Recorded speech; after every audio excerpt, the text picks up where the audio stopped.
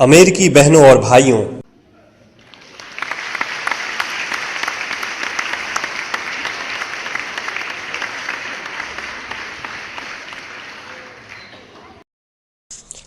आपके इस स्नेहपूर्ण और जोरदार स्वागत से मेरा हृदय अपार हर्ष से भर गया है।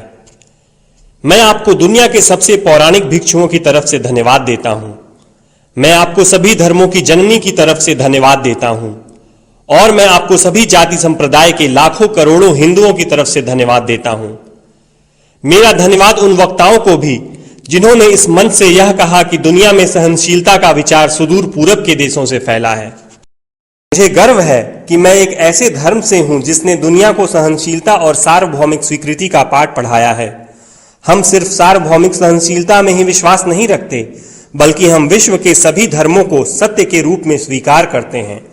मुझे गर्व है कि मैं एक ऐसे देश से हूं जिसने इस धरती के सभी देशों के सताए गए लोगों को शरण दी है।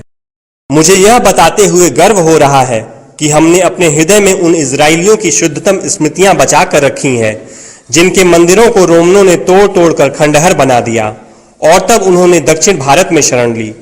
मुझे इस बात का गर्व है कि मैं एक ऐसे धर्म से हूं जिसने महान पारसी देश के अवशेषों को शरण दी और अभी भी उन्हें बढ़ावा दे रहा है।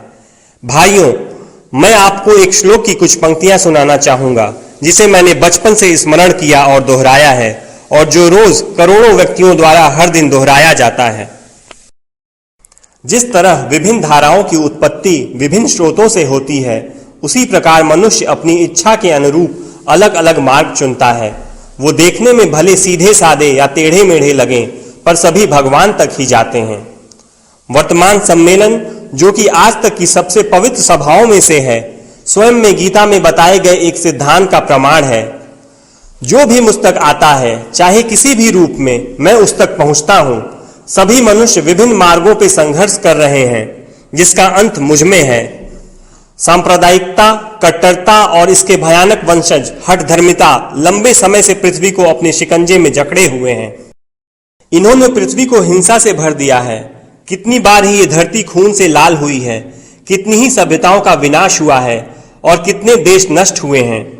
अगर ये भयानक राक्षस नहीं होते तो आज मानव समाज कहीं ज्यादा उन्नत होता, लेकिन अब उनका समय पूरा हो चुका है।